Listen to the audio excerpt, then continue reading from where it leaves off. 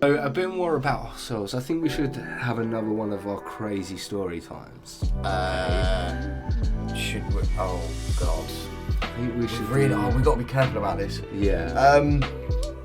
So it was in a gambling Establishment. and it was. So we'll lay it. Well, I'll lay a bit of scene. So what we're gonna do is we've got a bit of a story time for you. So this is like a big group of our friends. This is one of our drunk fun times, should we say? So it was the middle of lockdown.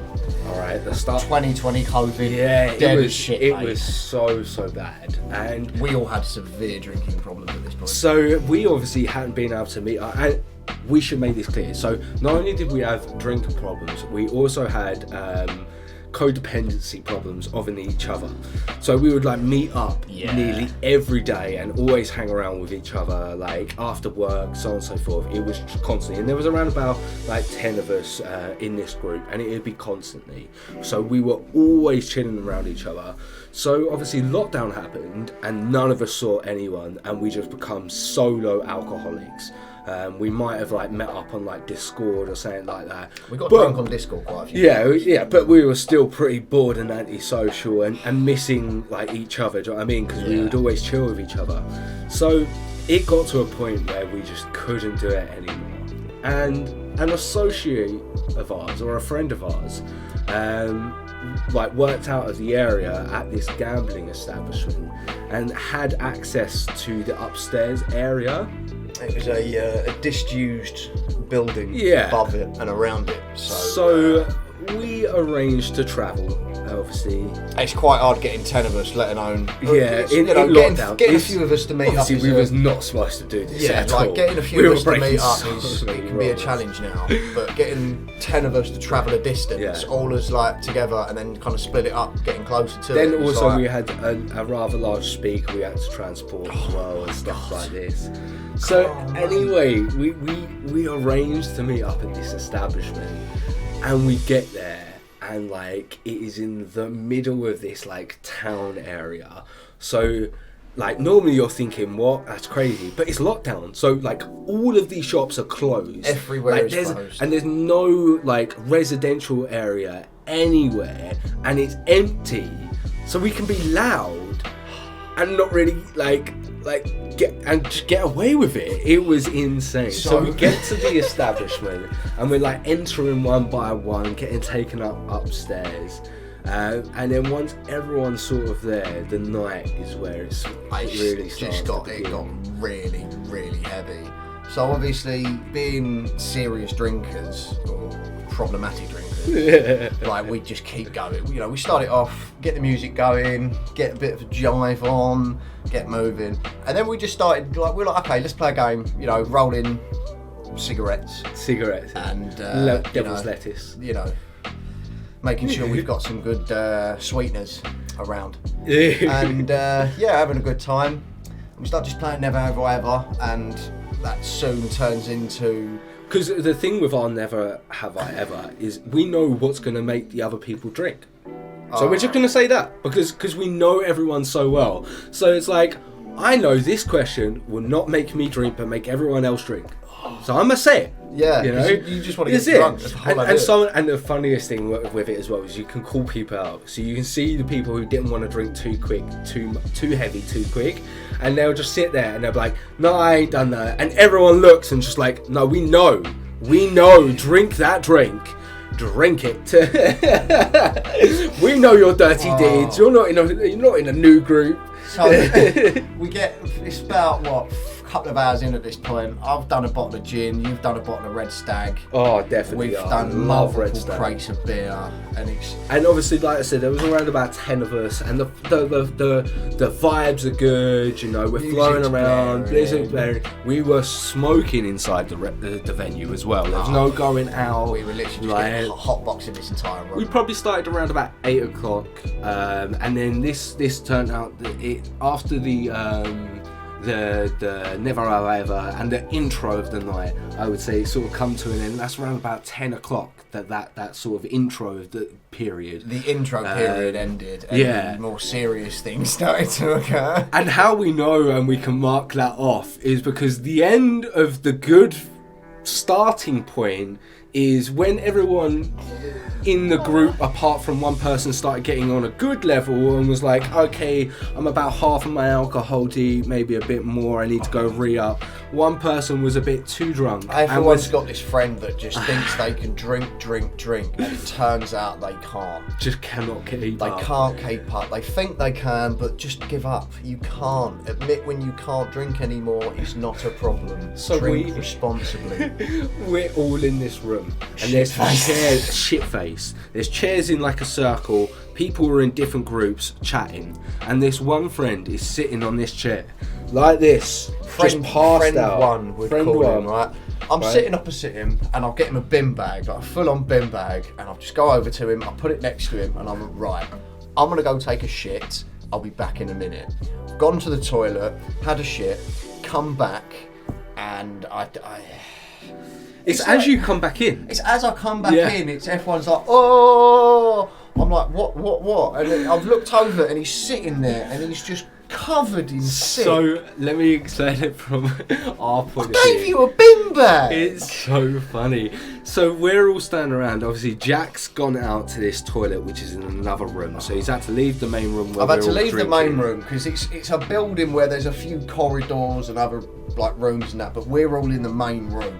I've gone down the corridor, down to the toilets, come out, and they're screaming. Obviously they're looking, and I've come in, and friend one is sitting there, and he's still slouched over like that. And I'm pretty sure he threw up on himself when I walked in the room. So what happened from our point of view, okay, is we're obviously all standing in the room. You're outside, you're coming in, right? And one of the other friends has basically like looked at friend one and said, "Are you good? Cuz, you good? Are you all right?" You know, and he's sort of like mumbling and so on and so forth. Like he was asleep, right? And like he was sort of asleep and just like monged out. And then started mumbling and like coming to. So this is where we thought, are you good? There's a bag and so on and so forth. So we've started going, are you good? Like, are you alright? And he hasn't said anything. He's just kind of gone from like this, right? And this is where Jack sort of walked in. But he's come like this and he's just gone, "Blah!" Right? But it wasn't like projectile. It was like sludge. Just black sludge. Just, like just dripping down like in his beard and then just like all down his top, right? And then we had friend number 2, alright, who's basically, no, there's 3 people, so we have friend number 3 who's recording the situation as this has happened and started being sick. They've instantly got their phone out and started recording. And then we have friend 2 who's just kind of like just in shock this is happening, that this man has not moved to like remove this vomit, and he's just kind of like with another friend, and there's a video where it's panned to the sick on our friend's jacket and then pans to our friend's face, and he's just like just in shock, like cannot believe that our friend has just vomited on himself, and he's not cleaning it up. He's vomited, and we're all going, are you good? Are you, like fam, you good? Friend number 1, you good? And he's gone, yeah, I'm right. And then just sits there with the sick on him for another like 5 minutes. And we're all just like, what are you doing? At this point, and thus we know that was only the start of our night. He's still being sick when I've walked in the room. Yeah. And I'm just like, you're a child. What are you doing, man? This wasn't even. This is about 2. This was about 2 hours in as well. Like I said, this is the start of our evening. This is the start of it, and we're like, he's at this point. He's gone home. He's left at this point. There's no way he's staying. No. So he's gone home to like get changed, but he ain't coming back. There's no way he's getting back. No. We continue our night, and it just gets heavier and heavier and heavier. We're like all sitting around, just, you know what I mean, normal things, having stories, having laughing jokes, cracking jokes. People dancing, just having a good time. dancing. One of our friends gets a bit like, he really, really likes to dance. Like friend number 5. Friend number 5. Friend number 5 likes to dance, but he likes to dance loosely. He likes to feel free when he dances. So first comes Motherfucker's just naked. Motherfucker's just naked. Every time we're getting pissed, there's one song. You'll put it on, he'll look at you, and you go, boys, you don't want it. And of course, we're British. We just like ripping We want it. We want it. Son. We just want all the jokes, all the time, and that is it. Just one after one, the pieces start coming off. I'm sure those trousers will wet the Velcro back in. And he's just Velcro. And we are gonna buy a friend number 5 Velcro bottoms. Yes, we are. Yeah. That's so funny. Yeah. So he's just got his cock out at this point. Honestly, it's just going like that over literally. His crotch, and he swaps. And hands. but he gives it a second, so you can see it for a second. Do you know what I mean? There are females involved like, as well. Obviously, they're loving it as well. They're like laughing and joking. Fucking hilarious. Oh my god, that's absolutely jokes. And then hole in the wall. Yeah, so we found a little dent in a wall. And again, at this point, we're getting towards the end of the night. We are not sober anymore at all. This is the part. This is alcohol. I feel like this lettuce. is the part of the house party stage that you never got to do because you either got thrown out early because the parents come back. Yeah. Or so again, like I went to a house party when I was a kid. Yeah, this kid had 3 ovens built into his wall. Bloody hell, that's a lot. 3! Yeah, that's overkill. So we find this like dent in a wall, and I don't remember who started it, but I'm pretty sure it was one of the girls who started punching it first. And then I jumped through it. No, she wanted to make it bigger, so then you decided, let's see if I can get through it. That was it. So what's happened is like they started making this dent bigger, and then in the end, the dent just become a hole.